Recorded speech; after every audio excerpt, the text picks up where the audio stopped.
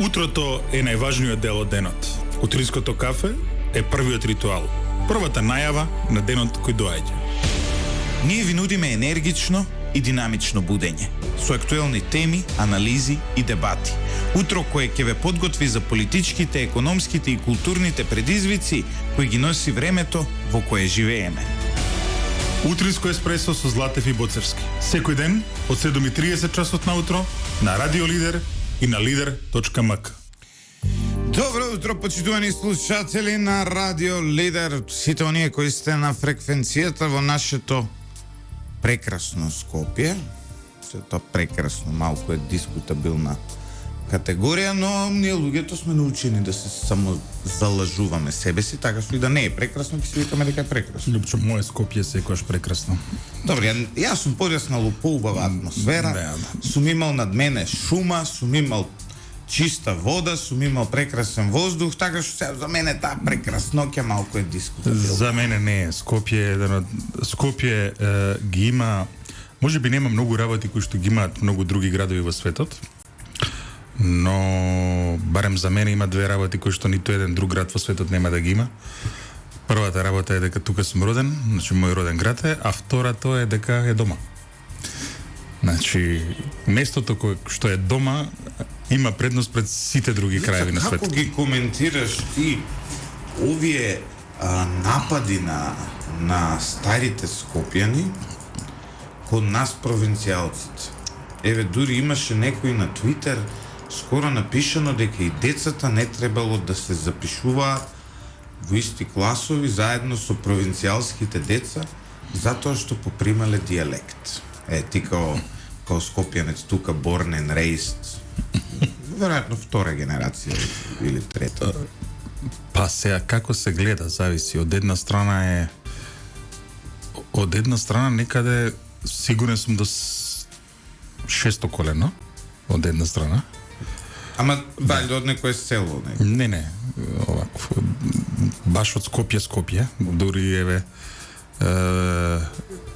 баба ми е родена каде што е денеска Триумфалната капија, например. Меѓутоа, добро, тие, како да ги речем, налепници стари скопјани и така натаму, си забележал дека никогаш мене не биле дел, еве, да речем. Не те дирале? Не, него, еве, како да кажем, точно, тоа е дел од мојот идентитет. Стари скопјани се мои пријатели и роднини и во семејството ги многу си ги сакам. Меѓутоа, таа црта, искрен да бидам, не ми се допаѓа понекогаш кога се инсистира на таа некоја претврда разлика измеѓу стари скопјани и дошлјаците, како што ги викаат, нели, со ља. По скопски. Јас сум класичен дошљак. Да. Економски мигрант. Не, меѓутоа, види, Скопје не би било Скопје доколку не биде град на со преку 600.000 луѓе, доколку нема таа вибрација која што ја даваат сите дојденци од сите краишта на Македонија. Сега станува и веќе меѓународен град, затоа што тука имаме околу 30 амбасади. Не само тоа, тука имаме една економска зона наму во Бунарџик, дури и менаџерите странци кои што работат ширум Македонија во инвестициите кои што ги донесе претходната влада не живеат таму, туку живеат во Скопје, така што полека станува еден микро меѓународен центар на оние ранглисти, не знам дали си ги видел. Значи, кај што се кажуваат алфа, бета и гама градови и така натаму. Скопје е тука некаде кај бета минус, гама плюс, значи веќе една од точките на планетава која што е лесно препознатлива во првите 100-200 градови глобални. Па што ти мислиш? Не, види, имаме ние една црта како македонци и како скопјани да се посипуваме нели со пепел и да... Да, ја сега например, скоро имав една полемика на таа тема. Пример е сега у Скопје, овој селјакот таму дошол, па има омраза кон егејците, тука викаат им ги земале работните места, кога ги примиле. Има, знаеш, има некој сентимент. Не бе, па каде ќе дојат луѓето од егејскиот дел на Македонија протерани од своите огништа ако не дојдат во слободна Македонија? Каде на друго место ќе ги тие луѓе ќе ги скопските наративи. Едно тоа, второ, исто така за време на Југославија ова беше еден од трет град во поранешна Југославија беше. И ден денес гледај која мешаност имаш. Во Скопје има хрватска, црногорска, унгарска заедница. Од каде е таа дојдена? Таа е дојдена благодарение на тоа што бил центар индустријски на бивша Југославија, Скопје, и индустријски, и политички и така натаму. Така што искрен да бидам и еве ќе ви ти кажам едно, и во Рио има таква работа, еве 13 милионски град. Таму има еден израз вика кариока да жема, демек риовченец од жолчка. Тоа е нешто ко стар скопјанец, нели? Меѓутоа види, тоа треба да се прифати како еден дел од скопската култура, на тоа не треба да му се придава големо значење, значи сите стари скопјани имаат сна и зетови кои што се дојденци, кои знаат каде. Од Богданци, Да. Меѓутоа, види, остануваат некои така романтични делови поврзани со старото Скопје. Првото е дека стари скопјани имаат едно хоби кое што многумина веќе е позаборавано во Скопје. Голубари се стари скопјани. Знаеш што? Тоа не разбирам ја. Мене, например, голубарство е на граница од диагноза, според мене. Не е така. Не е така. Леташ птици за да ги гледаш само и после се кара овој му го украл голубот на тој, па емотивно се приврзуваат со голубите. Па дава душевен мир се на крајот на кришта. Али види колку сум попремил Скопско и ја викам голуб. Иначе у Кавадарци, од каде што потекнувам и каде што сум израснат, е гало. Сега ќе ти кажам, сега по друга страна, сега секој, значи има милениче, треба да го ставиме дека има диагноза и тоа е некој вид на миленичиња. Понатаму стари скопјани ќе ги препознаеме по тоа што... Едно е да имаш милениче, да имаш ти цела шупа миленичиња, мислам. Ако де, па тоа е убаво. Меѓутоа, и исто така стари скопјани ќе ги препознаеме по своите спортски, да ги наречам... Рибарство? Не. По своите спортски преференции. Значи, стари скопјани навиваат за кој клуб, да видиме? За работнички. Ете, се гледа дека кој е еден од луѓето што најбрзо се интегрира тоа. Не се интегрира мене, јас, например, вака сега. Јас имам дружено со Данило Коцевски, да речеме. Сме пиеле кафе во Ластрега доле кај мене умало, многу често, и сме разговарале, освен што му ги имам гледано сите тие документарци таму што ги имал, и многу и во живо сум учел од човекот.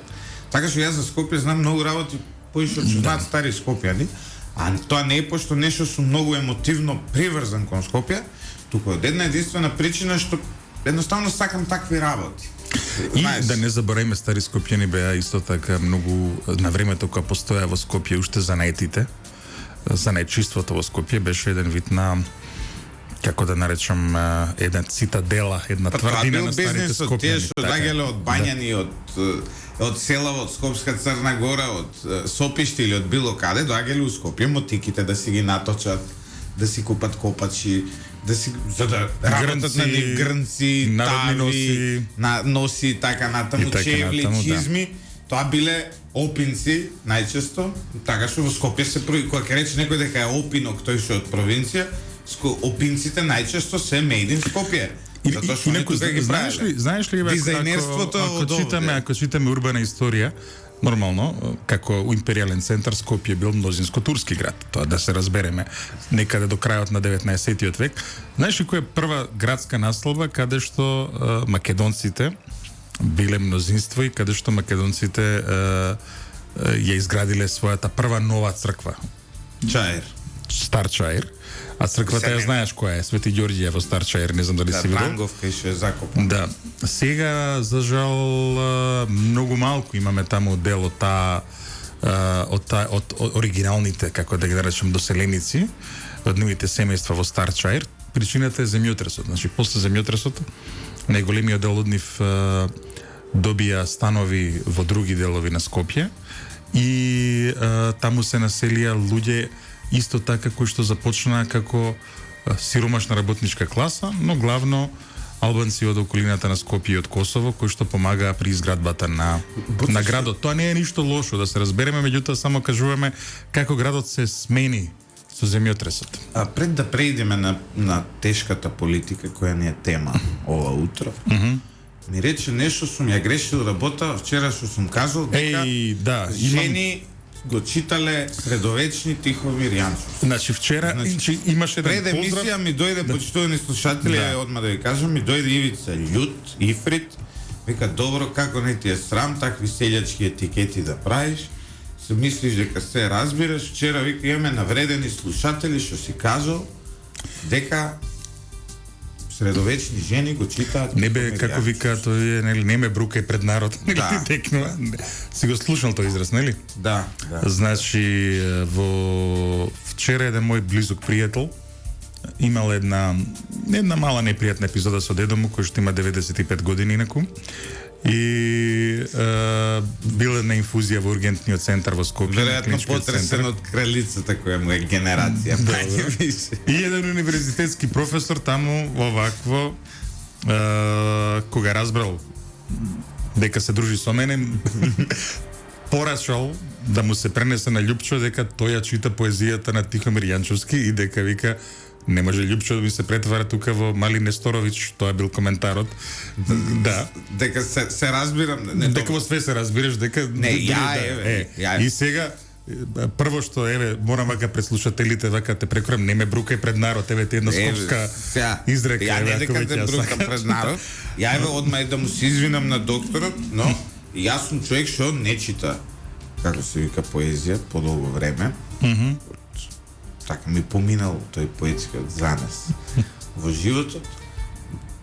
Се срамам можеби што не читам поезија, проза читам као луд, ама поезија не читам.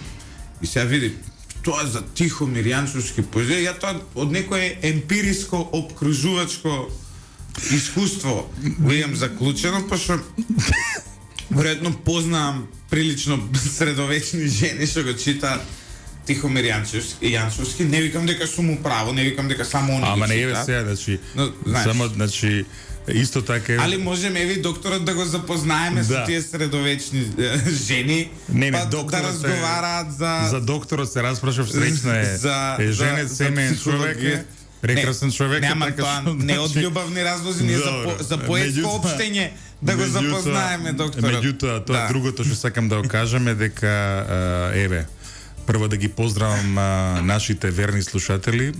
Значи, радиото е еден вид на медиум кој што помага ширум ординациите во Македонија и болниците. Исто така да кажам дека, еве, мојот пријател беше презадоволен од услугата во клиничкиот центар. Иако ниту се јавил некаде, ниту некого барал, едноставно добиле прекрасна услуга. И тука, еве, сакам да кажам дека и покрај тоа што во медиумите во моментов има еден многу лош одиум кон јавното здравство, благодарение на тоа јавно здравство Македонија има просечен животен век над 70 години. Се враќа довербата во јавното здравство од причина што кога вие доа луѓето што се правело Жан Митрев, сега дури имаат и малку предрасуди. Види, околу Жан Митрев, еве сега ќе пренесеме една работа која што кружи низ куларите. Јас и ти често сме ја дискутирале како да пренесеме кон гледачите, имајќи ги предвид сите овие ограничувања кои што ни стојат. Па еве, ајде вака да ја прекажеме, значи се зборува дека во моментов низ Скопје тече една кампања против јавното здравство која што ја водат бизнис интересите на еден поранешен премиер и на еден поранешен министар за здравство. Много е тешко да ги... Нели, да. Кој што во моментов... Кој, Нино Тодоров и Никола Груевски? Не. Добро, еве да помогнеме, не е ни Бучковски, ни Хари Костов, ни Црвенковски. Клјусев е веќе почињен, така што еве го ограничивме бројот на можни овакво решение. Добро. Меѓутоа, да се вратиме на тоа, значи од нивните кругови тече една страшна кампања против јавното здравство, да се отстрани јавното здравство, затоа што, како што разбираме, тие сакаат да влезат во некои приватни болници, меѓу кои што и Филип II, и да ги искористат своите врски со актуелната власт со цел да се подкопа јавниот денар кој што оди во јавното здравство, да се пренасочи кон некои приватни интереси, нивни приватни интереси, како што беа со хеликоптерите и така натаму. И сметам, јас лично сметам, како Ивица Боцевски, дека во 21. век, во 2022 година, дека е вон секоја здрава памет да се оди против јавното здравство, да се подкопува јавното здравство. Затоа што сегде на планетава Земја, почитувани слушатели, се покажа дека единствено, ефикасно здравство, особено во ситуации на пандемии, на масовни разболувања, особено на ситуации кога е економски неисплатливо некој да ве третира, особено тогашно и особено кога хуманоста се става пред профитот, функционира само јавното здравство. Да, приватните болници имаат додадена вредност во општеството, но јавното здравство е она кое е столбот и сите... Да, не, зборам, приватното здравство треба да нуди поинаква услуга. Еве ќе кажам каква нуди. Во Британија, на пример, еве не знам дали знаеш, Липчо, знаеш ли колку се чека во Британија за вештачки колк преку националниот систем за здравство? Колку? Погоди. 6 месеци, година дена, не знам, 2 години. Велат дека сега е некаде меѓу 19 и 26 месеци. Да. Во Македонија е околу 6 месеци, 4 до 6 месеци. Да, Македонија е помала земја, полесно е да се организира. Добро, не сакам да кажам дека постои тоа, постои преку јавното здравство. Но во исто време па во Британија имате болници кои се многу по state of the art, по софистицирани. Но ако некој човек кој што може тоа да си го приушти не сака да чека 19 месеци за вештачки колк, постои приватно здравство, за тоа постои, така? Да. Исто така и за стент, нели што виделиме, коронографија на запад.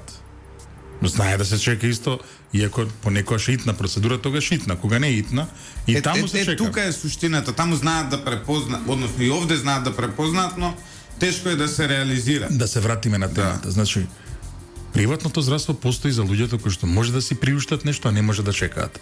Јавното здравство постои за сите останати. Имаше. И сега сакам да кажем една друга работа, исто така. Здравството во Македонија на почетокот на 20-тиот век, 1900 година, е 100% приватно. Колку е животниот век тогаш во Македонија, во Отоманска Македонија, знаеш ли, Липчо? Па, веројатно. Ајде. 47, 50, не знам. Некаде меѓу 29 и 33 години, а ако некој преживел 15-ти роден ден, добило бонус од уште 10-15 години. Со јавно здравство во Македонија на почетокот на 21 век стигнавме до животен век кој што надмина 70 години. Значи тоа е придобивката на јавното здравство. Околу оваа тема ова е поширока филозофска. Не, меѓутоа моравме, види, ова ја искористив поздравот од универзитетскиот професор, кој што ја сега го поздравуваме ако не слуша, кој е дежурен повторно, за да спомнеме дека точно е, треба критика за секоја промашување, за секоја погрешна процедура, меѓутоа јавното здравство е јавно добро кое што треба да се брани по секоја цена. Гледав вчера случајно дома некој така по YouTube, како да кажам, штракајки, обидувајќи се да најдеш нешто паметно. Гледав еден TED Talk, едно излагање на TED на актуелнава премиерка на Шкотска, Никола Стурджен. Да. Жена. Она вели дека веќе планетава треба да го напушти концептот на мерење на успехот на државите преку GDP, односно преку економскиот раст, и треба да се насочи кон тоа да се мери преку well-being на граѓаните. И вика тогаш ќе видите многу поразлични статистики од оние кои ги имате во делот на... Па постои тоа, UNDP го прави тоа со индексот на... Да. И таму, например, има некои земји кои што изненадуваат, како, например, Куба, која што е и покрај нискиот животен стандард, заради доброто здравство, нели? Апсолутно. Се порасни во небо, меѓутоа, пази се, тука е една мала критика, ќе кажем, знаеш, постои една граница на богатство, после која што овие теми стануваат прифатливи.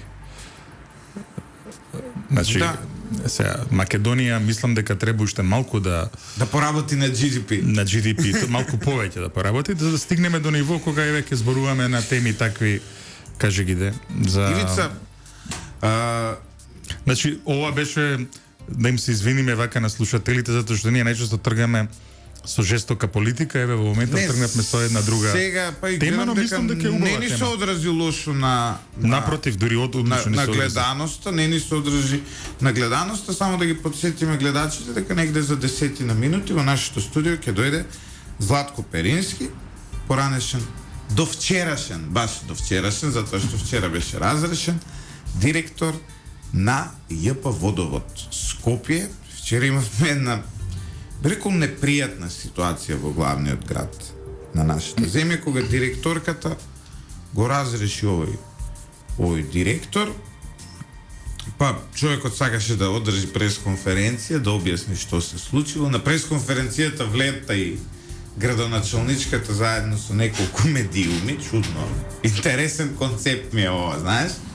И имаше одредена ситуација, ќе се обидеме со господинот Перински да ги разјасниме околностите околу се ова, но и еве, и сега сум малце разочаран што Абе, не малку се на Липчо. 13.9.2022 ние наместо да се занимаваме со криминалите на власта и со нивното очигледно лошо водење на И меѓународна демисионирање. економска Значи, и нивното паѓање од власт и доаѓање на демократска власт во Македонија. така, ние Да. се занимаваме со вакви работи. Значи, веќе ти кажам... Но види, од друга страна ова е централна тема, еве отвори на тај Не, мрка само за ова има. еве, ова што, види, искрено ќе кажам сега, еве и јас.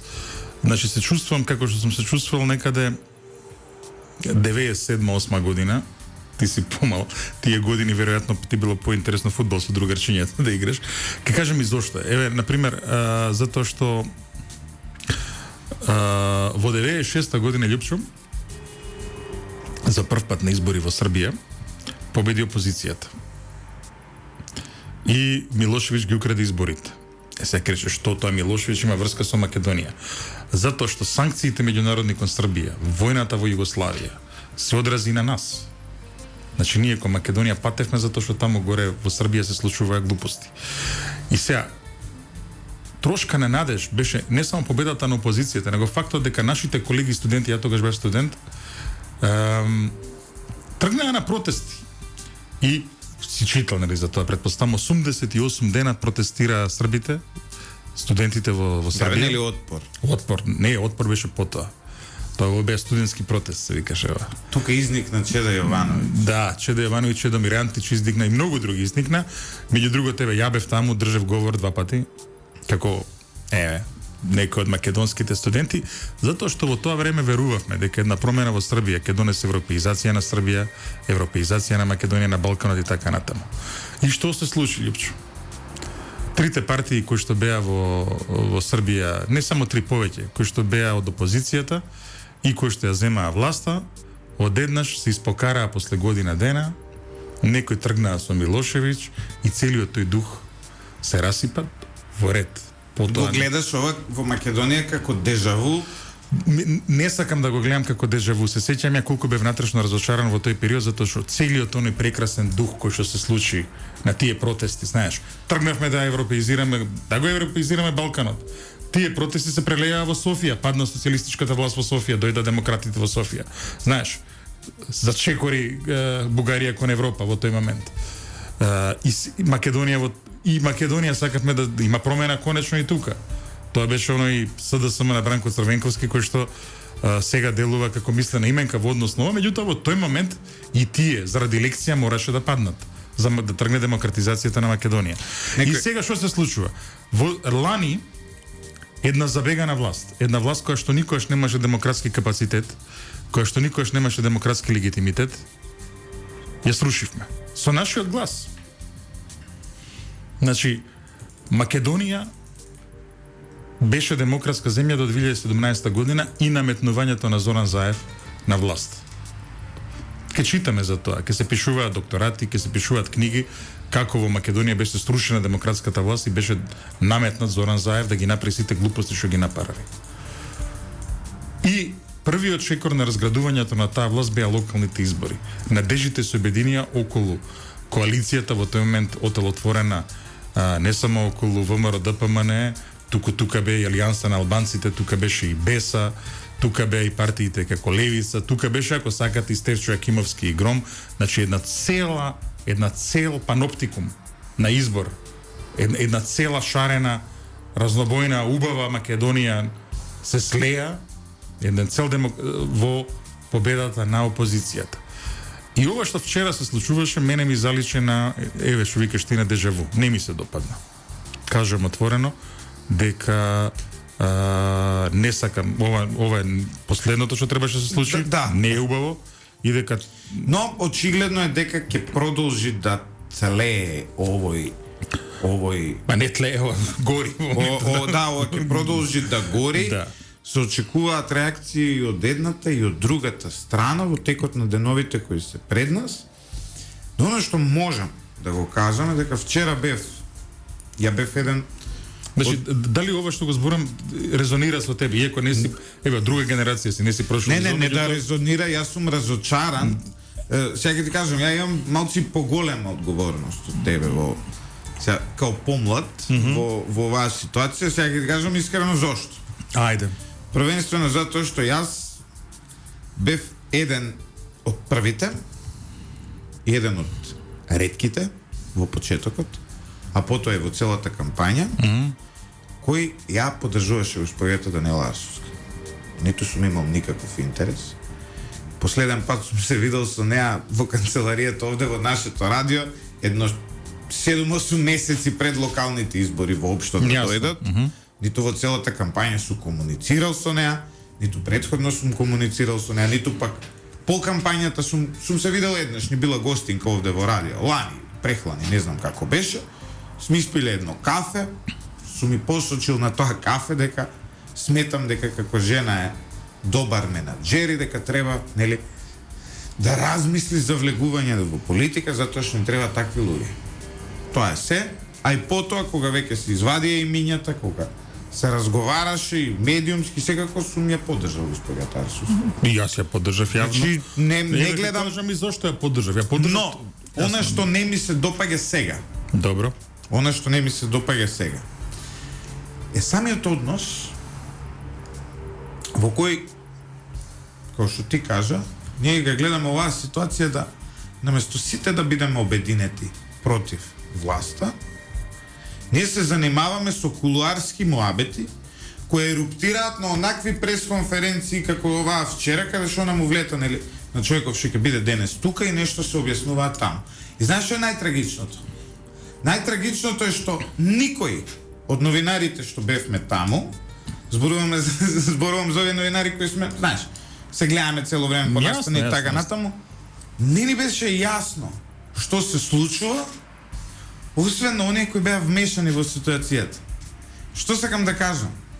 Сакам да кажам дека не сме кулуарството, не смеат внатрешните кулуарски муабети да излезат и да бидат политичка тема. А кога се политичка тема, доаѓаме до вакви конфликти, до вакви ситуации какви што доаѓаме. Сега ќе дојде човеков, ќе објасни својата страна, ние ќе поканиме и Даниела Арсовска, немам никаков проблем со тоа. Да дојде да објасни тука. И на крај знаеш што ќе сватиш од целата работа. На крај ќе сватиме дека практично целата работа е затоа што госпоѓата Даниела Арсовска имала суета и сметала дека некој неа нешто треба да ја одговара или треба да му дава насоки за нешто што тој па мислел дека насоки треба да му дава оној што ги дава парите, а тоа е Европската банка за обнова и развој. Меѓутоа, значи, ќе ја чуеме целата ситуација. Но она што сакам да кажам е дека оваа жена доби огромна медиумска поддршка, ќе се ставам тука и себе си, доби огромна политичка поддршка, тука е ВМРО ДПМН и нивната широка коалиција, но тука се и албанските политички партии. Застана и алтернатива, тогаш беше се сеќаваш. И каде почна, еве сега, пред да влезе Перински во студиото, каде почна целиот конфликт, каде почна разобличувањето на се ова, кога госпоѓа Даниела Арсовска разреши еден директор во едно јавно предпријатие, зборуваме за улици и патишта, мислам, само затоа што брат му бил оној што го направил конфликтот со демонстрантите на ВМРО ДПМН. Значи, човекот одговараше за брат му. Знаеш она, брат ти направил кривично дело, ти ќе одговараш за тоа. Брат ти направил белја, ти кај го има тоа? Значи, прво секој човек одговара за себе си. Дали сум ја добар менаџер на радиово, покажуваат бројките. Дали финансиски приход, дали слушаност, дали гледаност, дали читаност. Не покажува брат, сестра ми, пошто немам брат, како се однесува. Ме разбирате? Да. Тука беше првата грешка и потоа кулминираше со овие настани. Но мислам дека и ти мене ме разбираш, дека знаеш дека мислам се долго време, уште како студент те помнам. Значи, мене ми е битна големата слика. Големата слика е враќање на Македонија на демократската врвица. Не само тоа, се сеќаш колку се израдувавме јас и ти која беа овие летниве протести во јули.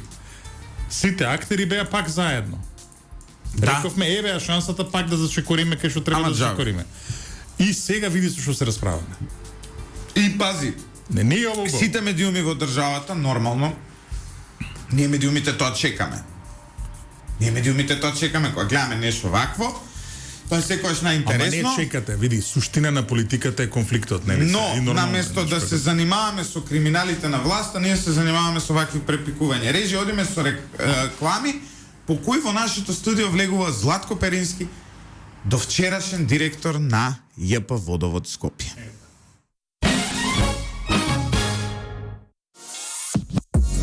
Животот им носи тешки предизвици на твојот дух и на твојот организам. Знаењето ќе ти донесе сила, но карактерот ќе ти донесе почит. Мултифункционален центар за буречки вештини и спортови. The Strongest Aerodrome. facebook.com/TS Aerodrome. Секогаш и секаде со само еден повик. Сити Логистик најблиску до вас.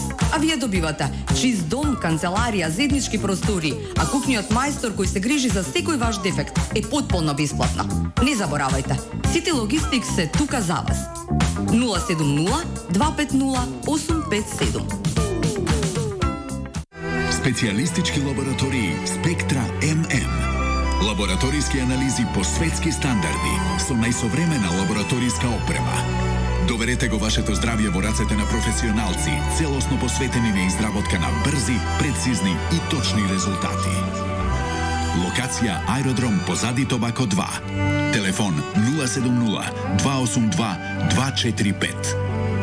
Специјалистички лаборатории Спектра ММ. За вас и за вашето здравје. Кога авантурата те повикува, биди подготвен. Опреми се во SkyMoto. Се за тебе и твојот мотор. Топ брендови, најповолни цени. Ем заштитен, ем скуцкан од глава до пети. Опреми се за авантура во SkyMoto. skymoto.com.mk. Горе, на втори во Бисер, во Аеродром. Утринско кафе, опуштен попладневен муабет, секој вторник бенд, а секој викенд уживанција со блус и рок. Фатете го вашето лонгплей место и препуштете се на мигот. И удрете по некое пиво. Лонгплей кафе, Бисер, Аеродром. Лидер FM. Лидер.мк. Време е за утрински ринг. Почитувани слушатели, се враќаме во студиото на Радио Лидер. 8 часот и 3 минути, нашиот гостин Златко Перински пристигна во нашето студио. Добро утро, Перински. Еве, како е сега да се разбудите, а не сте директор? Добро утро, поздрав до слушателите и гледачите. Па веќе види порелаксирано. Нема потреба кошула да носиш. Да. Знаеш, па и јас сакам еден ден да не носам кошула. Добро, ние може и по мајци да си дозволиме, сепак радио сме. Не, иако види се, затоа што се уште нели крајов на летово, па вака настапуваме, ја и ти знаеме да бидеме поинакви за нашите слушатели. Зависи. Перински вчера имаше една пресконференција на која ја присуствував.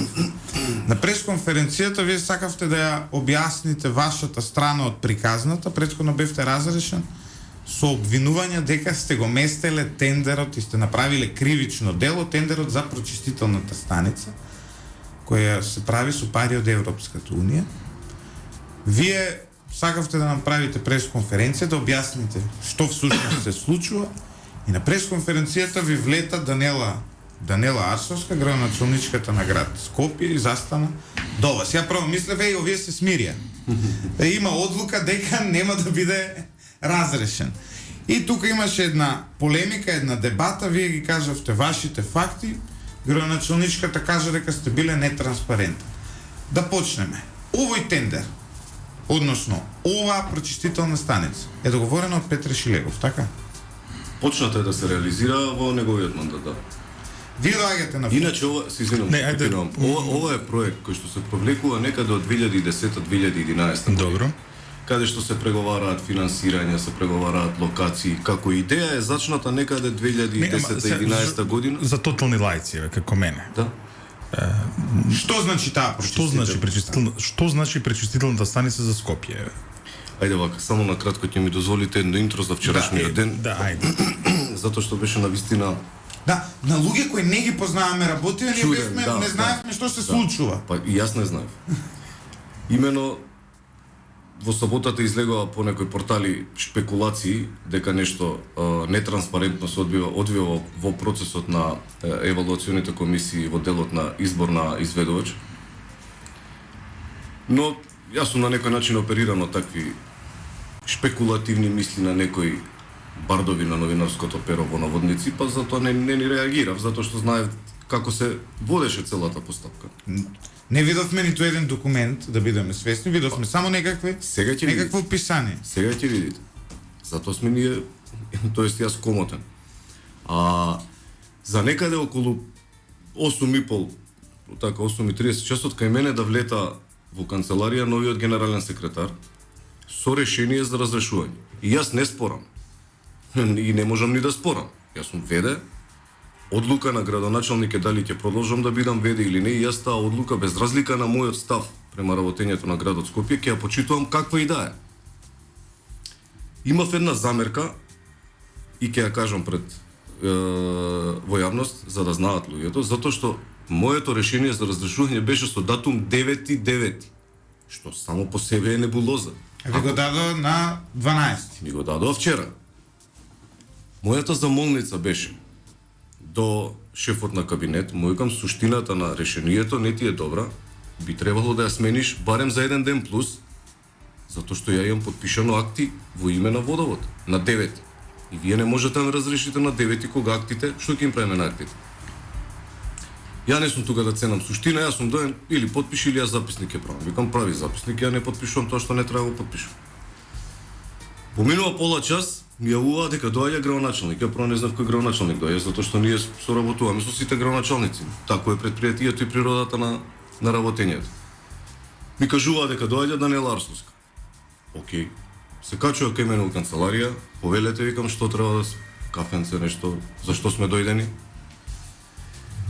Па дојдени сме да те разрешам, да направиме примопредавање. Добро, викам, да ви отстапам канцеларијата, кога ќе дојде новиот директор да се вратам. Не, седи тука. И замислете се, јас ниту собрана канцеларија, ниту спакуван. Седиме некој си половина час, 40 минути, она господјата куца на телефон, јас непријатна ситуација, домаќин сум, а не сум, не знам што треба да правам. И градоначалникот седи пред мене, јас полека се пакувам, колегите ми помагаат да ги однесам работи приватни што ми во канцеларија. Дојде директорот, за волја на вистината човекот си потекнува од институцијата. Повеќе од 20 години мислам дека е таму, се поздравивме, честитавме и прашувам дали е сега завршена работата и дали може да си одам јас по патот. Да, можем, вика, топло ти препорачувам да не го правиш тоа што ќе го правиш во 12 часот. Што ќе правам, викам, во 12 часот? Тоа што си го договорил. Мене не ми текна дека јас најавив обраќање до јавноста. И кога ми текна, јас викам, градоначалник, вие ја кажавте вашата невистина во јавноста. Дозволете ми јас да ја кажам мојата вистина. После 15 на минути се симнувам доле и ја гледам градоначалничката дека ме чека. Вие, мислам дека бевте сведок, излегов да ја поздравам уште еднаш, затоа што сепак... Мислам дека вие ја викнавте да застане до вас. Да. Многу е, викам, непријатно да седите овдека. Ако имате нешто да кажете, еве, добре, дојдени сте, повелете. Тука имаше прашање во кое својство ти свикуваш прес. Ја реков во својство на поранешен директор на водовод и канализација. И викам, повелете, ќе се објасниме на говорници. Така, отприлика... Изгледа подготовките назад. Изгледаше ден. Сега да се вратиме за прочитателната станица. Пошто Даниела Арсовска напише, извинете, дека прво напиша дека вие сте биле вмешани во криминал, па потоа кога излезе дека уопште не е ни финансовата конструкција отворена на тендерот, се повлече од тоа на пресуд кој го имаше. Што значи таа прочистителна станица за Скопјани генерално? Значи, што е тоа? Ја поима немам што е прочистителна станица и како може тоа чудо да вреди 163 милиони евра. Сега ќе ви кажам. Значи, проектот изградба на пречистителна станица на територија на град Скопје е првично благодет за сите скопјани. Ние сме меѓу ретките метрополи кои што не прочистуваме отпадни води или пречистуваме многу мал дел од нив. За волја на вистината, императив е и во ставките кои што треба да ги отвараме како поглавја за преговори со Европската унија е услов да имате пречистителна станица на отпадни води. Многу битен проект. За жал, некој не ја разбира важноста на проектов и го загрозува во завршна фаза. Јас со тоа сум највеќе исплашен.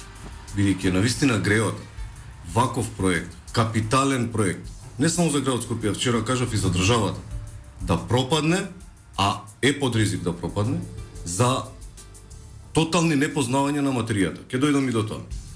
Пречистителната станица е проект кој што се планира да се изгради или се актуализира како прашање некаде 2010-та, 2011-та, можеби паметите. Се до 2019 година, каде што се обезбедуваат две кредитни линии од страна на Европската инвестициона банка во висина од 68 милиони евра и Европската банка за обнова и развој во висина од 58 милиони евра. На сето тоа, Република Македонија добива грант од Европската комисија. Да, преку ИПА, веројатно, да.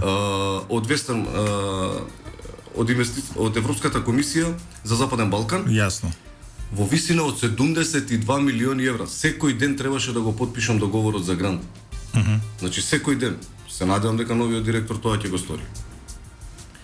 Ние сме под ризик да ги изгубиме овие 72 милиони евра, затоа што ниту една Европска банка нема да дозволи да се пласираат невистини и шпекулации во јавност додека трае процесот на... Чекай, само Терински, само околу ова пречистителна станица. Дали е тоа... Да доразјасниме, затоа што јас од себе гледам. Добро. Значи, јас кога бев студент, градот кај што бев Питсбург, отвори, они го викаат тоа као... Поинаку се нарекуваше на американски англиски. Градоначалникот го отвори проектот, значи тоа е како едно огромно тоа. Знаеш колкаво е тоа? Пречистителна станица ние замислуваме 2-3 филтри. Ова изгледа како огромна фабрика. И на крајот имаше како една чешма, ово излезе, отвори чешмата и се напи од водата. Каже дека тука се сливаат сите отпадни води од градот, се преработува, а надвор излегува, не знам, некои хемиски работи што ги користи хемиска индустрија, не знам, енергија и така натаму. Тоа ли е проектот? И сега Скопје како голем град, претпоставам дека таа пречистителна станица треба да е огромна. Тоа е нешто, да. Токму затоа сумата дури е скромна кога ќе видиме. Овој проект, значи да се вратиме на главното прашање. Овој проект го започна, нели, Петре Шилегов и Весовски, ја започна реализацијата, не дека они го договориле или го измислиле, но они... Не, тоа е факт, така. Да, ја почнаа Весовски и Петре Шилегов. Не, ја почнаа. Почната е, кажавме од кога? Реализацијата, не да. Реализацијата. Почната тоа било планирање, стигнало до одредени фази и сме дошли до таму. Вие станавте директор во јануари, или кога беше? Во јануари? 28 декември, да. 28 декември, практично. Празници фатиле, од јануари ќе ве рачунаме. Станувате директор на ЈП Водовод, ја преземате компанијата во таа ситуација и една од првите одлуки вие да смените дел од евалуационата комисија за овој проект. Зошто го одлучивте тоа и зошто не ви се допаѓаше евалуационата комисија на Петре Шилегов? Не сум јас тој кој што цени дали ми се допаѓа или не. Предложените кандидати од страна на Водовод и канализација, еден од членовите беше надворешен консултант кој што му истече договорот. Аха, да. Практично тој не беше еден од вработените на Водовод. И врз основа на тоа ја направивме таа промена. Вториот член сам со пишан документ се обрати и сакаше иземање од комисијата. Но пак тоа не го направив јас само иницијативно. Сите овие материјали со образложение ги пратив до Европска инвестициона банка да прашам дали може. Ако може, ако не може да ни предложат што да правиме. Дали треба нови договори да склучуваме со консултантот? Дали пак да ги вработите и така натаму? Јас си добив позитивно мислење од Европската инвестициона банка. Сакам да кажам за да им стане на слушателите појасно.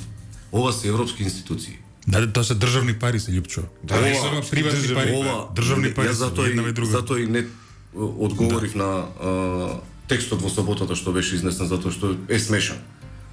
Не е ова институција како што ние имаме имагинација за нашите институции. Значи тамо сериозни луѓе и експерти ги гледаат пред да добиете да или не. И тогаш ви кажуваат, они можете да ги смените. И за волја на вистината, градоначалничката во таа фаза да сакаше да ги смени сите комисии, она ќе добиеше зелено светло. Затоа што евалуацијата почна од 1 март. До 1 март траеше рокот на поднесување на понуди. До 1 март има понуди, аплицира не знам колку X, компании, не е битно. X компании. Само извинете, вака улетувам, за да стане појасно на гледачите. Ова е крајната фаза, значи до 1 март траеше собирање на понудите од последните 3 компании кои што остана согласно сите пределиминации. Значи и претходно имало елиминации, пределиминации за да стигнеме до потесен избор на компанија. Значи ова е евалуационен период кој што трае повеќе од 2 години. И сте стигнале, го почнала претходната влада, сте стигнале, претходната општинска власт, сте стигнале до последните 3, до 1 март. Во одреден момент, по тоа што вие вчера го истакнавте, а градоначалничката не го негираше, градоначалничката од вас побарала да ги смените овие евалуатори кои ги евалуираат понудите. Еве го дописот. Може да ни го покажете? Све може.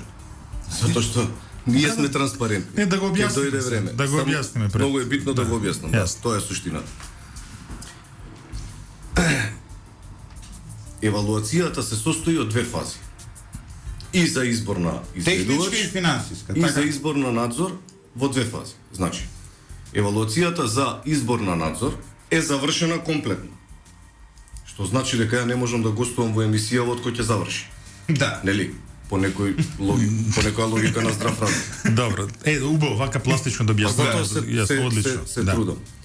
Дописот кој што ми го праќа градоначалникот, а се однесува на измена на членови и заменици на членови во двете комисии, се однесува после завршувањето на евалуацијата за надзор, значи завршена работа, Јасно. добие no objection од страна на Европска инвестициона банка во фаза на потпишување на договор. Што е нонсенс банката да прифати да се менува комисија на завршена работа. И во делот на евалуацијата за избор на градба на пречистителната станица по завршување на техничката евалуација. Значи во меѓуфазата.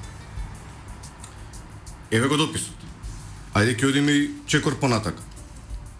Градот Скопје има можност да номинира по 2 членови и 2 заменици во овие 2 комисии и 1 член во комисијата за жалби.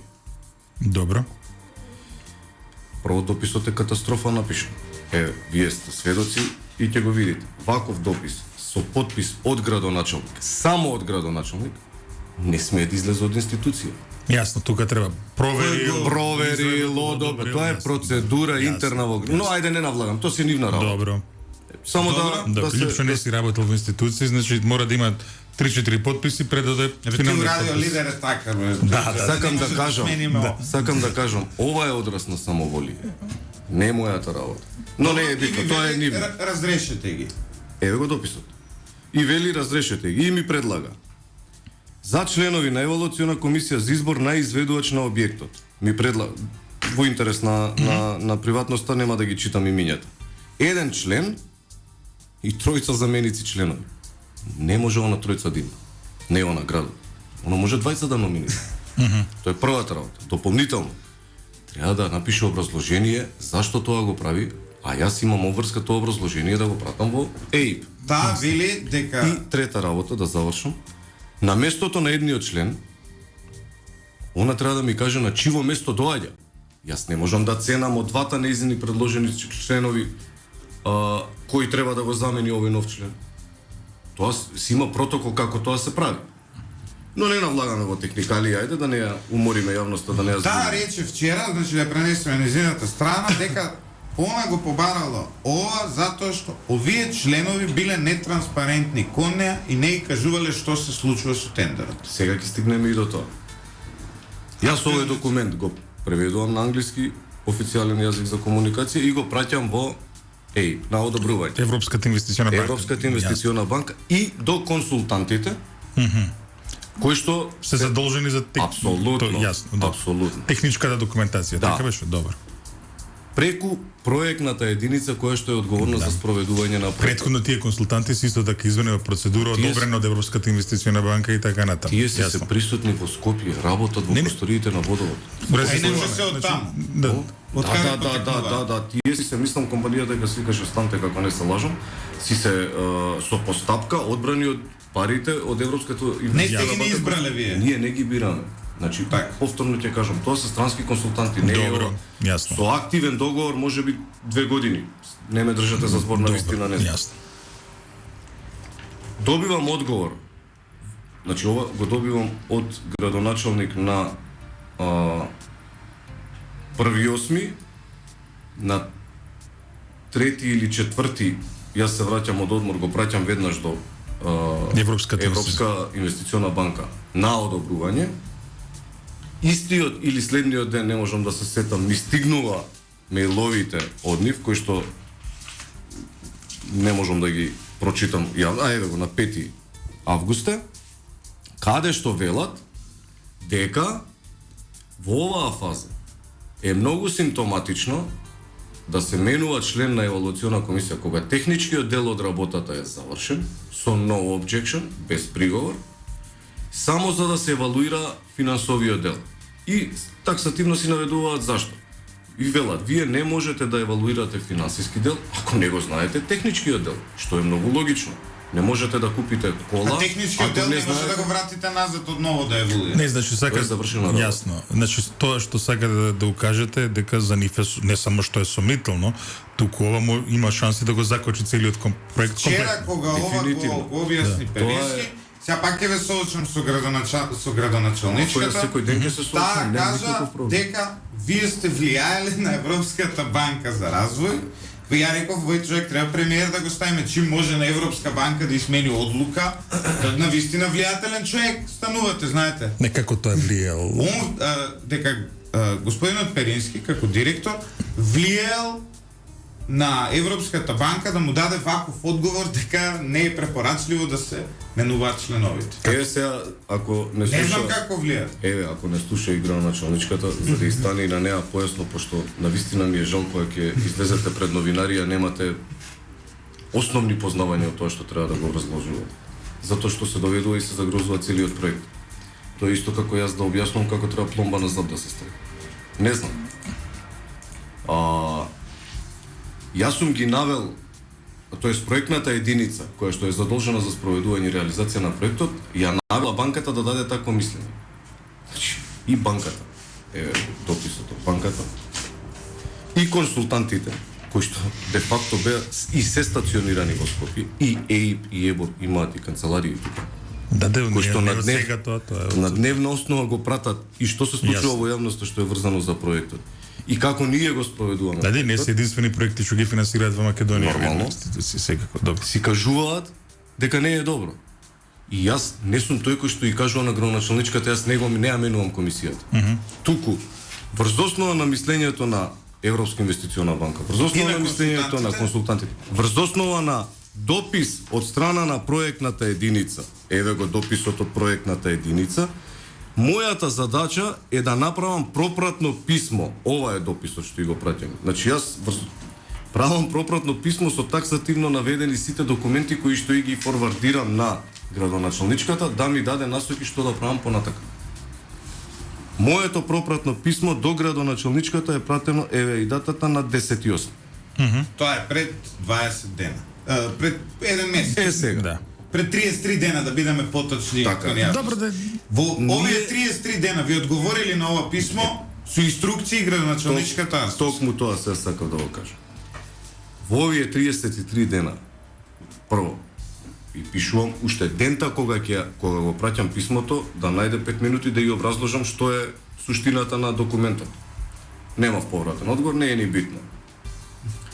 Се до петокот јас немам комуникација никаква со град Скопје, иако при тоа правното мислење за подпишување за согласно договорот за кредитот кој што треба да го пратат до ЕБОР не го даваат.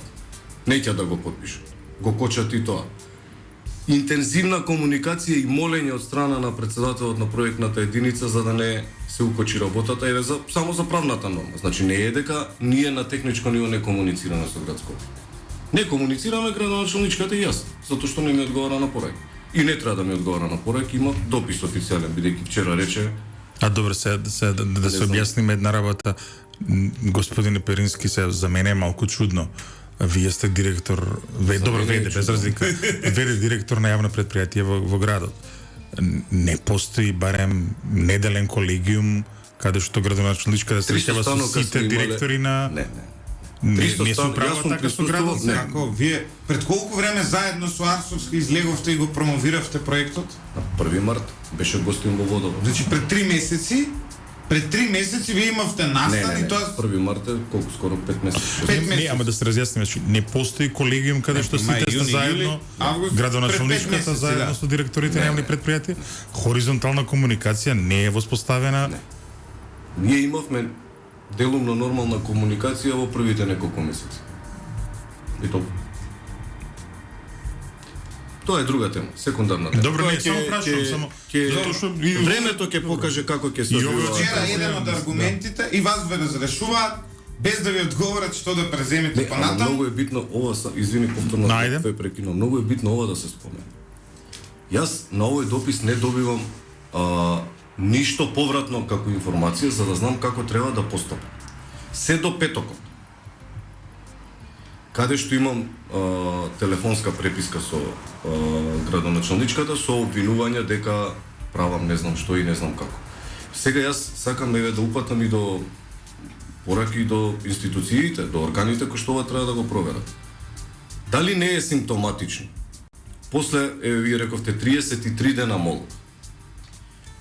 На последниот работен ден пред отварањето на финансовата понуда, да влегуваме јас и градоначалничката во комуникација, после немање комуникација од 3 месеци, за членовите на евалуционата комисија зашто не се сменети.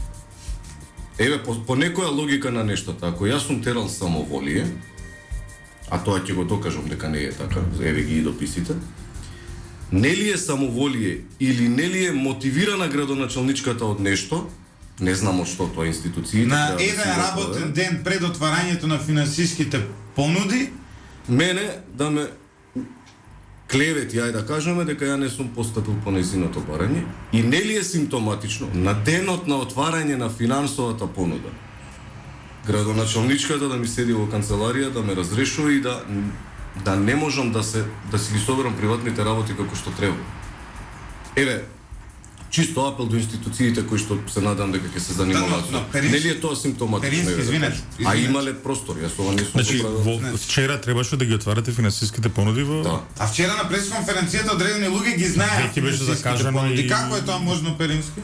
Еве колегата Александар, мене ме почитуван колега, со години комуницираме, но вчера тој ги знаеше финансиските понуди, иако јас знам законот за јавни набавки како е, тие не смеат да се отварат, тие се запечатени. Сега и уште една работа за да појасниме. Кога кредитираат странски банки, како во случај, законот, јас затоа викам, пред да се излезе пред јавност, пред медиум, треба да бидете и да ја знаете суштината за која што ќе зборите, а не формат. Оти најлесно е секој со форма може да се да кажува колку он е начитан и така. Кога не ја знаете суштината, ќе изгледате така како што изгледавте вчера. Кога имате европски проекти со европски пари, процедурите ги работите согласно лидинг банкот. Значи согласно банката лидер на проектот, во случајов ЕИБ. Законот за јавни набавки во оваа постапка не важи. Тоа го пишува во сите договори за заем. Градоначалничката треба или отправната нејзина служба. Она вика македонски закони следел, а не европски. Луѓе, ако сакаш да ти дадат 74 милиона без пари, важат европски. Ова е за Светска банка. Апсолутно. Значи, дали во случај да разјасниме, значи овдека не станува збор за приватни банки, ова се институции формирани со јавни пари, на европски, точно. Значи не се ова комерцијални пари на комерцијални банки, ова се европски пари. Ти даваат правилник. Јасно. Ова е законот. И тоа е завршена работа. Затоа мене ме чуди, јас колку што знам, град Скопје е институција. Има сектори. Па сега. Не може да. такви основни работи Добро. да не ги знаат. Тоа мислам не сакам да звучам Градоначалничката ве грубо, но- обвини дека во цела оваа постапка не сте биле вие транспарентни кон неа, ниту вие, ниту комисијата, и не сте информирале ништо што се случува. Вие на тоа одговоривте дека тоа било уредно поканата на тие состаноци заедно со консултантите, финансиерите и евалуаторите, а таа вас ви одговори дека не би била она другарка од мало, па вие да ја каните. Вие сте одговарале пред неа и транспарентно било да ја спороведувате низината Ево, наредба. А таа ви наредила да ги разрешите и да назначите нови, а вие тоа не сте го сторили. градоначалничката може мене да ми нареди што сака. Но ја никад нема да донесам одлука која што е спротивно на правила, процедури и обврски превземени од страна на градот Скопје, Водовод и канализација и Република Македонија. А она може што сака да ми наредува. Се до кога јас ценам, согласно препораките на банката Лидер, дека не е согласно закон и по процедура, никогаш нема да го подпишам. Нема да се И нема никогаш да ги подлегнам на ниту еден притисок. А зашто вие сте биле меѓутоа, без нетранспарентни? разлика што сте добри, значи на таа насока вие сте одговориле со тоа да се сретнеме, да се видиме, да се објасниме, така? Јас а не кажувам празна слава. точно. Еве ги документите. Јасно. Јас овие си ги чувам кога ќе дојде. Да е редот, јасно, добро. Само што не знам што ќе ми поднесе бидејќи колку што ја Вчера слушав не на знаеш пресот што и да она не кажеш. знаеш. Но времето ќе покаже. Добро, а единствено сега за да ги разголиме ситуацијава, за кои се финалисти во постапката? Тоа е доверлива информација. Јасно, Јас не смеам да ја јасно, добро. Зашто кажав и вчера на пресот? Добро, јасно не, ова моравме да го прашаме. Не, во ред, не, јас не Пошто бегам во од еве ниеден ја ќе ви одговор. кажам што се пишува по медиуми. Ајде. Излегува Инфомакс во петокот, вели дека вие сте сакале да уместите тендерот за одредена австриско-германска или каква беше компанија. Добро, Тоа го кажува Инфомакс. добро.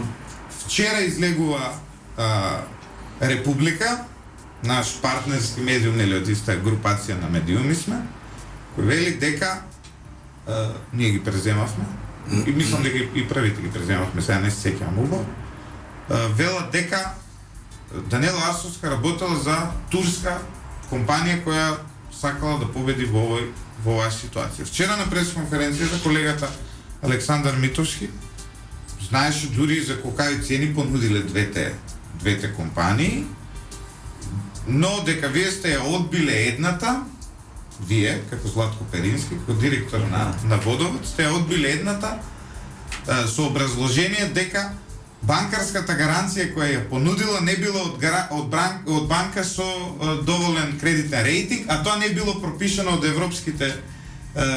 европските правила да барате банка со таков кредитен рейтинг да им биде нив банкарска гаранција. Сега. И сега викаме, знаеш, сега еден лаик во Македонија вика, слушај сега, Данела е за Турција, Перински е за германци и сега си испокара. Како Ја не Шамон, знам. нели? Да. Не, ама тоа е обично луѓе кои не се информирани со овие процедури така гледаат на Јас, работите. Данела, не знам за кој навија во процесот. Меѓутоа, ја не сум за никој. И ќе ви кажам зашто.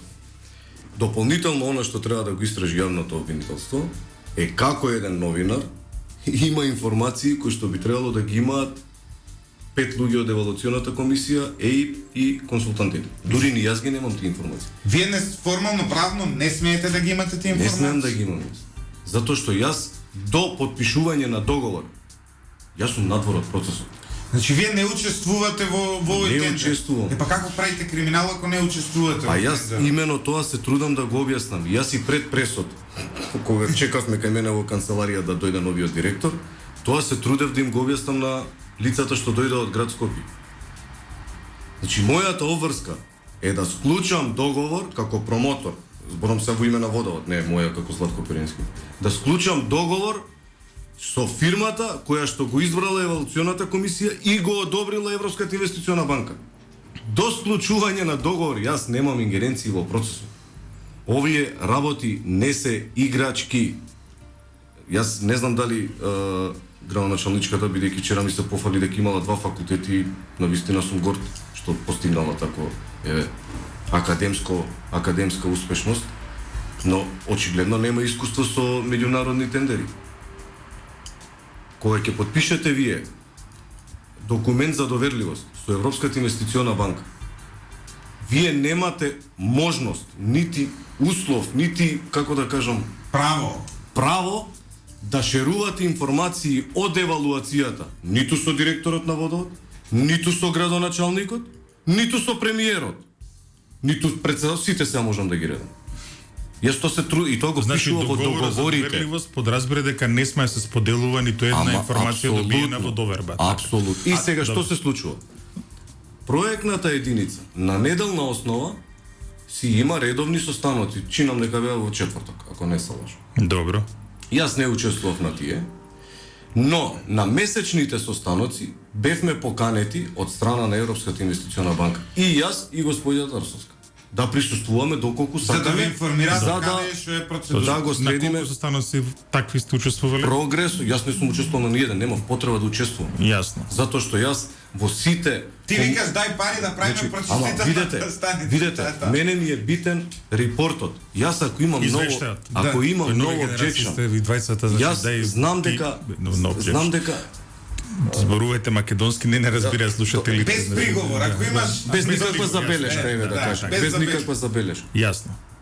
Немам ја што. Значи постапката подразбира дека вие кога ќе пратите документ до Европската инвестициона банка, од таму треба да добиете евалуационата комисија, таму треба да добиете одговор дека немаат забелешка. Или ако имаат забелешки, а до сега не се случило никогаш да имаат забелешки, имаме документи за тоа во цел овој двогодишен процес.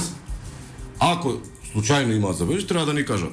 Коригирајте го тоа, направете го тоа, постапете вака, но постапете. немало такво нешто. Немало и тоа со официјални документи. Добро.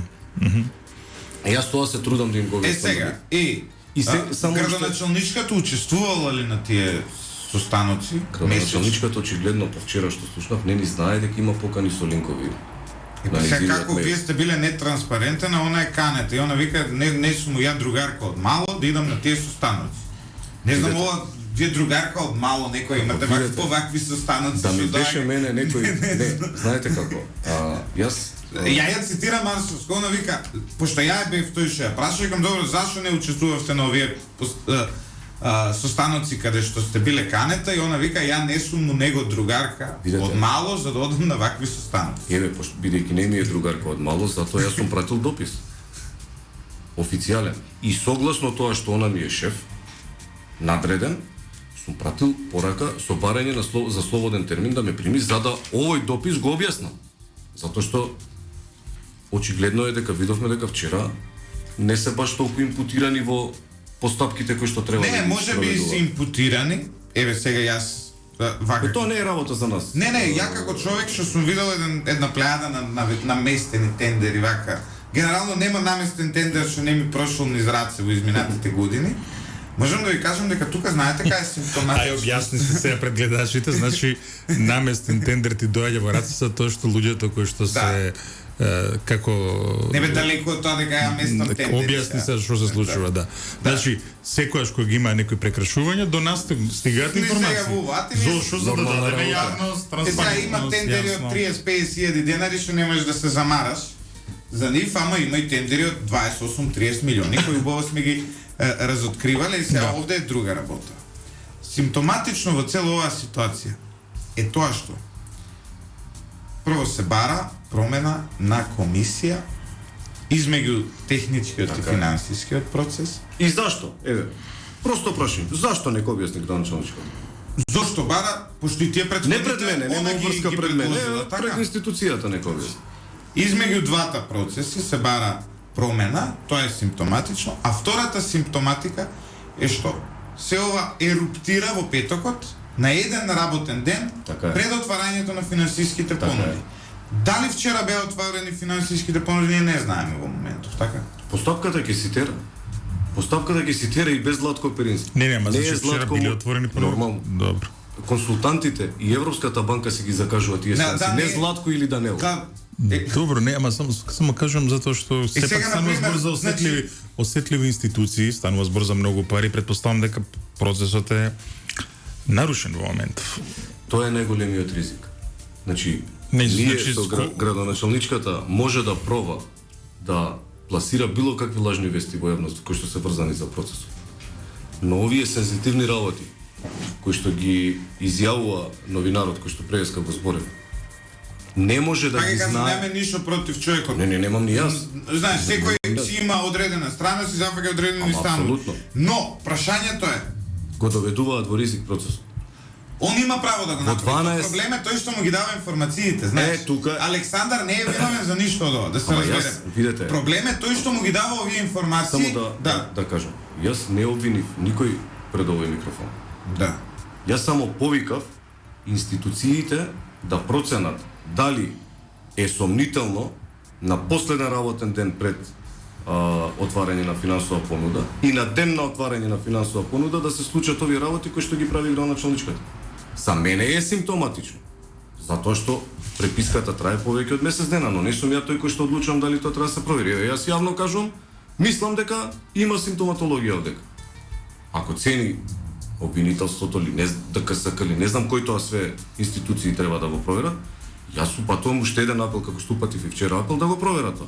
Дополнително, како може еден новинар да знае дека некоја понуда И со 20 милиона поевтино од и со точна сума, кога финансовиот дел на понудите не беше случен. Тоа сакам да еве просто за гледачите. Не со Дали отворени можете понуди, вие да. да знаете колку пари има вашиот колега во новчаник ако не ви го отвори? Видете сега. Ние медиумите сме често не злоупотребувани, ќе речам Ме разбира, употребувани јасно. од страна на овие компании кои учествуваат таму. Да, меѓу- Така што многу е веројатно ете тие што имале поволна понуда, можеби за да го обезбедат процесот, ете да искомуницирале да со- протекла информација. Да протекла информација. Кога пласирате таква невистина, а уште е полошо ако излезе дека е вистина, затоа што тогаш апле ќе се доведе криминалот на виделина, затоа што ако он точно погоди дека таа сума на пари е на вистина поевтина едната понуда од другата, тогаш апла се гледа дека некој му ги кажал двете понуди, што е само по себе кривично дело. Во овој момент на постапката. Апсолутно, Точно.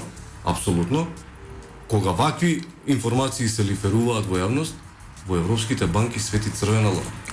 Токму за тоа зборувам. Црвена лара. И што е заканата се? Што може да се случи? Што е најлошото сценарио за градот Најлошото Скопје? да го изгубиме грантот. Полошо сценарио тоа нема. Не само за градот Скопје. Тоа е за државата. Државата ќе плаќа пенали. Јас тоа се трудам да го објаснам на градоначалничката 6 месеци.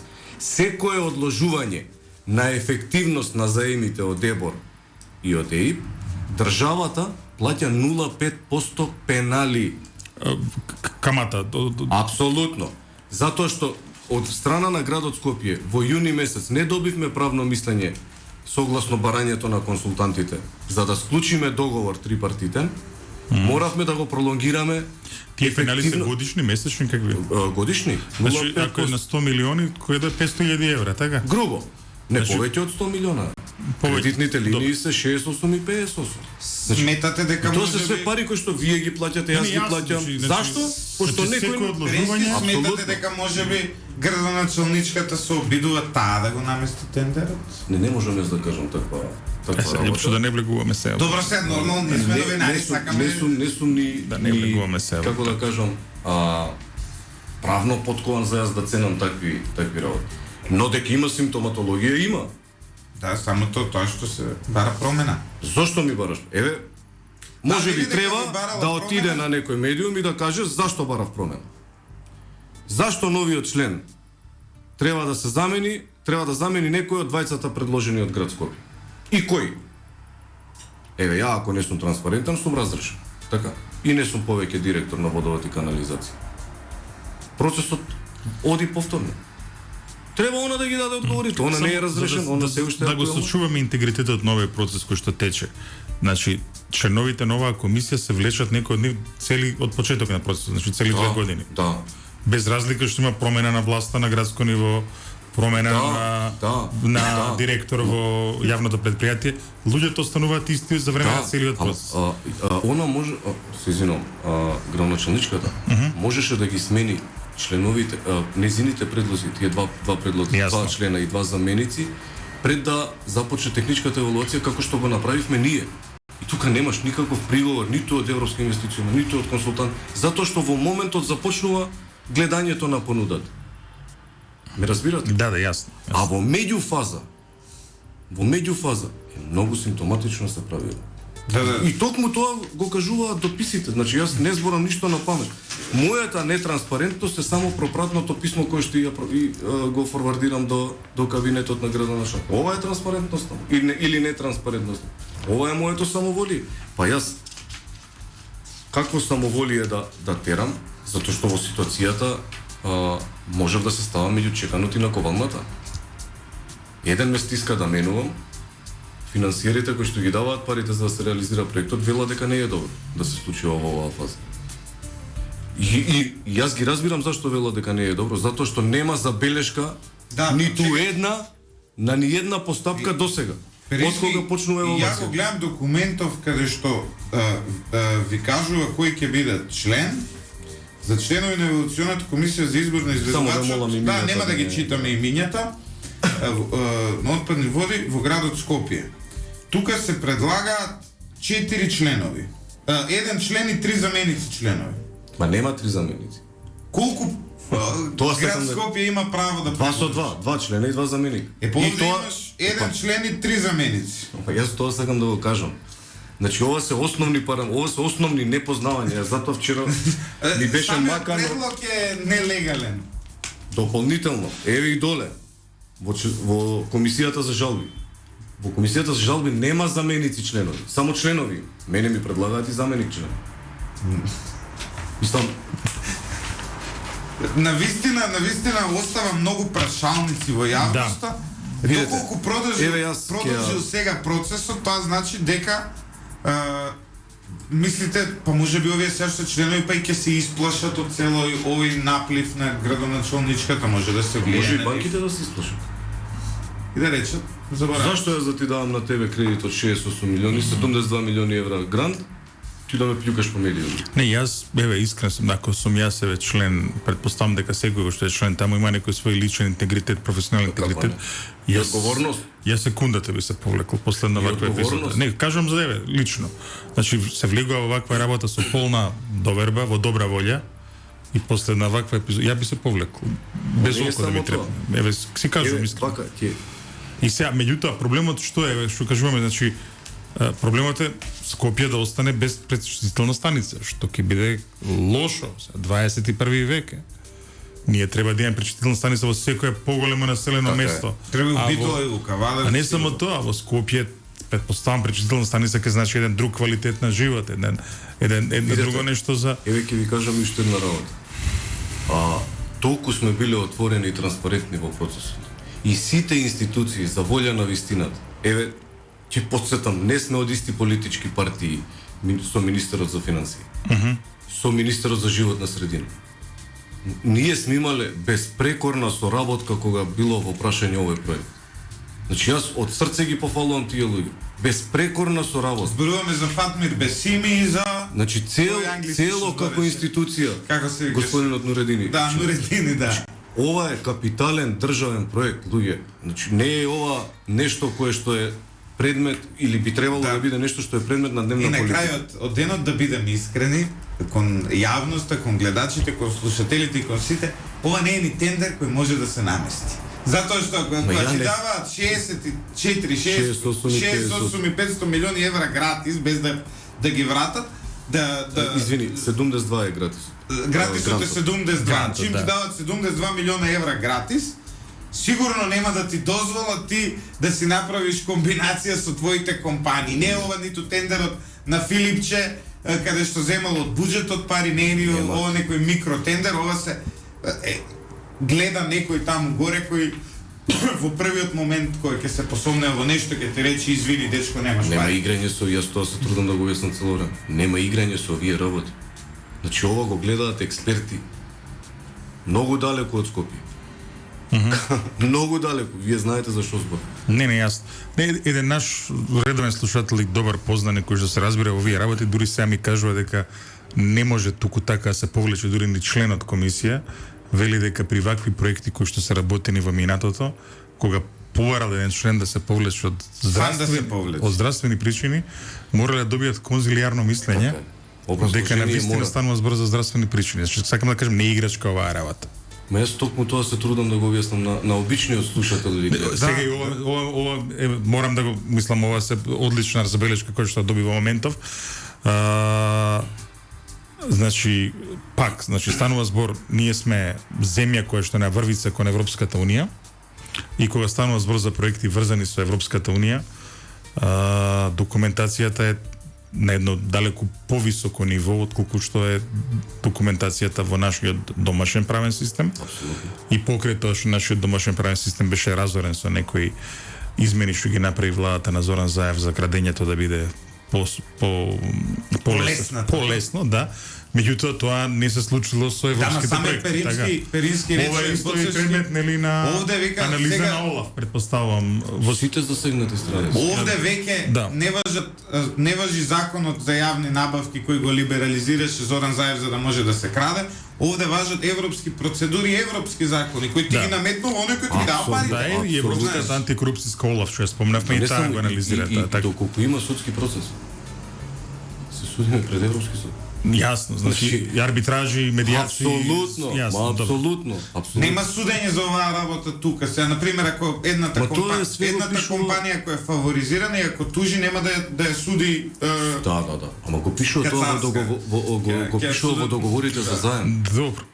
Значи, Само накратко, ако ми дозволите, значи, јас не сакам да верувам дека има некаква тенденција во оваа намера на градоначалничката, но исто така, по моје длабоко уверување, има нешто ми е сомнително дека затоа што го кажавме временскиот опсек на случување на нештата.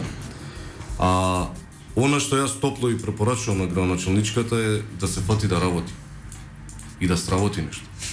Затоа што ние одеднаш станавме лоши директори, а вратете и го фејсбукот и објавите нејзини 90% или можеби нешто малце помалце од настаните кои што ги има објавувано се со директорите на јавни предпријатија. Да, без вас. Значи, тоа е јавен документ, мислам, се гледа, тоа се нејзини објави, не се мои, тоа е една работа. Како гледате политички на ова? Не, јас ова не го гледам политички. Јас ова го гледам како како да кажам, самоубиство од незнаење. Ние вчера со колегите новинари од различни провиненции надвор седевме и разговаравме. И најголем дел од коментарите искрено беа, па добро, сега се скарале Данела и Мицкоски, сега ова што го гледаме, и Мицкоски. И сега ова што го гледаме се вика само обични представи, кои ќе продолжиме да ги гледаме, затоа што ете за нешто не се согласили и се скарале. Гледате така вие на оваа работа дека Данела Арсовска од политички причини го прави се ова? Тоа би требало да ја прошите, јас ви дојдов во студио. Да, ќе ни дојде, да. Затоа што апсолутно. ние ќе ја поканиме затоа што навистина треба да одговори на овие. Мора да имаме две страни нели во целата работа. Тој треба да каже како предложила трикови, имала 2 члена, ќе треба да ни одговори како тоа насред постапка зошто одлучила да ги менува. Вчера ја прашав, ја пак ќе кажам, ја вчера ја прашав Данела Арсовска зошто насред процес сакала да ги менува, таа рече дека не биле транспарентни кон неа. Најве сега Перински тврди дека тие луѓе не смееле да бидат транспарентни кон неа затоа што имале подпишано договор за доверливост, така. Прогресот доверливост за реализација на проектот. Намерно имаме такви неделни и месечни прогрес митинги. Да, а на тие не доаѓало затоа што не би била другарка од мало. Тоа беа добро, меѓутоа сигурно имало документација после секој тој состанок кој што била споделувана. Записник кој што доаѓа до сите, до кабинетот на градоначалникот, до вашиот кабинет како директор на... Не, јас не гледам ништо од тоа. Тоа си го тера проектната единица, која што си одговорна и таа е со одлука на влада. Значи, видете, за да се реализира овој проект, закон се носеше во собрание. И тоа треба да и се каже на градоначалничката. Тоа е постапката, јасно. Значи, закон се гласаше во собрание. Не е ова утекнало на златко, па се ќе си игра шах. Дозволено ние да дадеме една забелешка и критика вака за на крајот за да или да завршиме темата.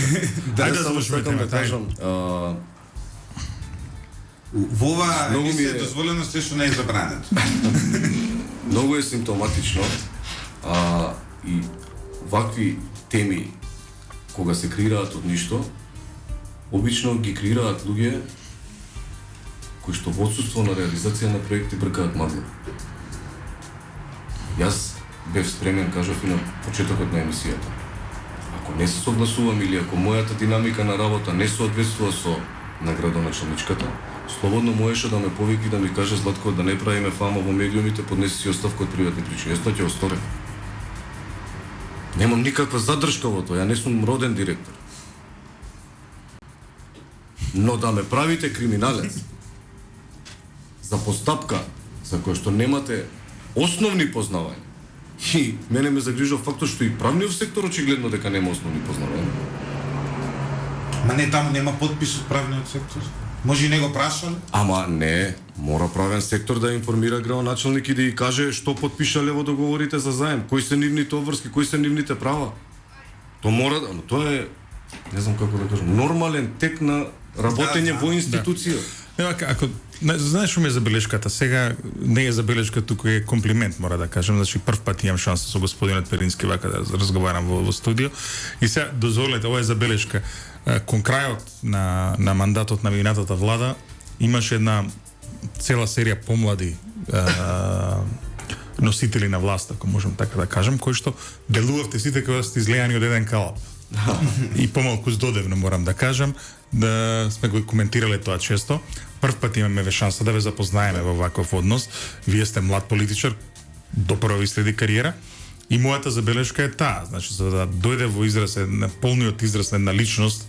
Може и ви направи услуга да вие треба почесто вака да настапувате во јавноста, да ве запознаеме не само во овој дел на експертиза околу проекти, туку и во однос на вашите лични ставови, политички ставови, кои сте како личност, како сте и така натаму. Тоа Перински му беше шеф на кабинет на Христијан Мицкоски. Без разлика, значи сега сакам да кажам се запознава, еве и за мене е чест да се запознаеме во една ваква ситуација, но ова е една критика. Значи мислам дека ВМРО ДПМН треба да излезе од калапот. Долго време беше тој калап претврд. И не само тоа, значи наместо сега на листа може малку да те објасни. Делувавте сите исто еве конкретно на тој период. Не, тоа беше таа технократска генерација на многу здодевна. И дури да речам и не само и монолитно, дури се како боргови. И одеднаш ке се судираме ви јас со човек кој што е специфичен, си автономен, си има некој свој интегритет и така натаму. Тоа досега не сме го виделе. Значи, мојот совет, ако дозволувате, и критика е да ве гледаме почесто, значи не само во делот на експертизата, туку и во делот на вредностите. Кои сте вие? Зашто се залагате? Која е вашата филозофија? Затоа што пред вас е политичка кариера, сакаме да ве запознаеме како јавност, треба да ве закружиме, да ве гласаме еден ден. Ја прифаќам и забелешката во насока на коментар, затоа што знам дека е најпозитивна. Јасно, и така ја прифаќам. Точно е дека некогаш кога ќе се затвориш во канцеларија се губиш и тоа е многу лошо, не само за политичар, туку општо и за менаџер, затоа што се оградуваш од реалните потреби на граѓаните. Не, и да се разбере, за мене не е кога збори менаџер, не треба менаџер. Точно, и во јавните претпријатија треба да бидат начело политичари. Зошто? Затоа што граѓаните со гласот кажале кој треба да управува. Така. Вие сте тука во моје име како граѓанин да ја контролирате државната администрација и да ја насочувате во онаа насока во која што вашата партија коалиција се представила на изборите. Што мислите за новиот директор сега? Еве, има нов директор Николче Митовски, Маријанче Митевски или Митовски? Маријанче беше советник на директорот. Ваш совет? Да, пред месец дена јас го поставив на тоа место. Јас му посакувам само успех. Навистина сакам овој проект да се истера до крај. Без разлика кој ќе победи луѓе, не е тоа, тоа е најмалце битно. Значи сега имаме многу техничко решение, немаме политичко решение за директор на водо. Не можам тоа да. Не може да цените, добро. Да го ценам, само да кажам уште една работа, како огромен предизвик со кој што ако имаме сега не знам што имаме, да, имаме повелете, да. Оно што највеќе мене ме загрижува за еднината на водовод и канализација Скопје и за кој што ја интензивно работев последниве 6 месеци, од сите 8 што бев директор, е цената на струјата. За волја на вистината, уште во негде крајот на јануари, почеток на февруари, на управен одбор донесовме една одлука за да формираме работна група за да поставиме фотоволтаици, за да можеме да бидеме енергетски независно предпријатие. Се каравме со централен регистар, може би се сеќавате, не ни опишува, не била комунална дејност. Сите тие работи ги надминавме. Имавме некои прелиминарни истострански европски банки во дел на кредитирање на проект затоа што сакавме да поставиме 10 мегаватна соларна централа, која што би требало да ја субституира потрошувачката на водовод некаде за 67-8%. Значи 67 до 68% да биде водовод од собствено производство на енергија. Кога дојде до моментот на одобрување од страна на градоначалничката за оваа постапка да ја почнеме, затоа што најдовме локации, најдовме и можни кредитори. Буквално си ја завршивме целата работа и тој извештај сега во четврток има седница на управен ќе оди како информација. Се надевам дека ќе обестори. Не сум веќе таму. Кога дојдовме до моментот да се кредитираме за да бидеме сега 70% независни енергетски, градоначалничката не ми даде дозвола. Зошто? Под истото образложение дека не била информиран. А она ги на состанок, знам на која дата, во колку час пред почеток на кризен штаб, самата градоначалничка ги бираше моделите на кредитирање. До сега ние ќе имавме завршена постапка и ќе влезевме во постапка на монтирање на соларите, затоа што отприлика некаде 6 месеци се чекаше набавката нивна. И некаде кон крајот на зимата, почетокот на пролетта, водовод и канализација Скопје и се беше 65 до 70% енергетски независни. Исто и ова е прашање кој што треба да го одговори господја Тарсовска. И многу луѓе се засегнати во оваа работа, многу луѓе помагаа за да дојдеме до овој. Така да не е нешто кое што го знаеме само ја и она. Мислам се докажува, сакам да кажам. И тоа ми е навистина многу криво, бидејќи најголемиот предизвик за новиот директор кој што сега ќе го има, тоа е новиот договор за електрична енергија, која што водовод го склучи со договор согласно цената на Хупекс на берзата, на дополнета со 7,4% маржа. Нашите проекции говорат дека фактурата за септември во водовод ќе биде околу 2 милиони евра.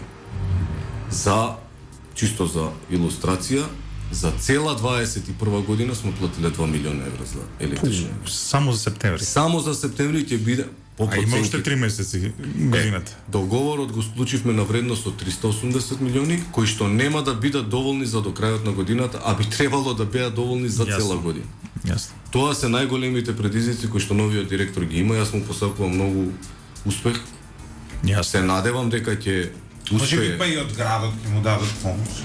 Како и да е, некој треба да даде помош затоа што ова предпријатие навистина е доведено на рак на благодариме што гостувавте утро и тука негде завршуваме. Да, апсолутно. Ова е една тема која навистина е жално за нас, што опозицијска, пошто ја не сум партиски определен, никогаш не можам да бидам ни ВМРО ни СДСМ, но од друга страна пак сум опозицијски настроен и навистина ми е жал што доаѓа до ваков конфликт кој може да има многу полоши последици општо за опозицијата. Наместо да се занимаваме со тоа што сакаат да ја направат со Бугарија, ние се занимаваме со кој кога дознал, колкава била понудата за нешто што не требало ни да го знае. И сега ме разбирате што сакам да кажам. Навистина не ми се допаѓа ова, навистина говори за една ерозија на опозицијската мисла поради одредени лични интереси. Јас само кажувам факти што се случуваше. Јас ниту го избрав ова, ниту поимав намера ова да се случува. Да биде тема, да. Апсолутно. Затоа што процесот е кристално чист. Еве уште еден факт ќе кажам, 5 минути пред вчерашниот прес добив уште една потврда од Европската инвестициона банка дека нема ниту една дамка процес. И тоа се официјални документи. Неколку новинари може да си кажуваат што сакаат. Да. Фактите се тие. На крајот од денот тука се институциите. Вие се од ВМРО ДПМН ќе ве соберат без проблем. Немам проблем со тоа.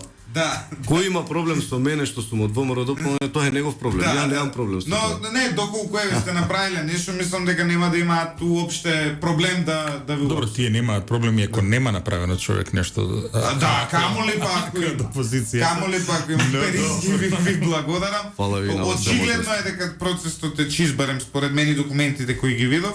Сега ја чекаме градоначалничката за и таа да ни објасни што се случува.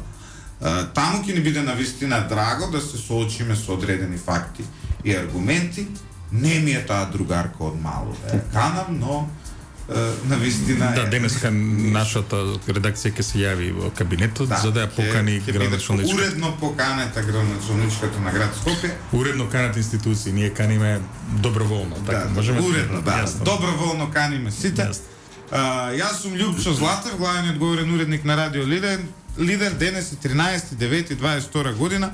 Емисијата е реализирана од Радио Лидер, техничка реализација Димитар Митровски и Горан Лазаровски, автори јас и Ивица Боцевски. Останете со 107,4, ние го затвараме лаптопот и денот може да почне.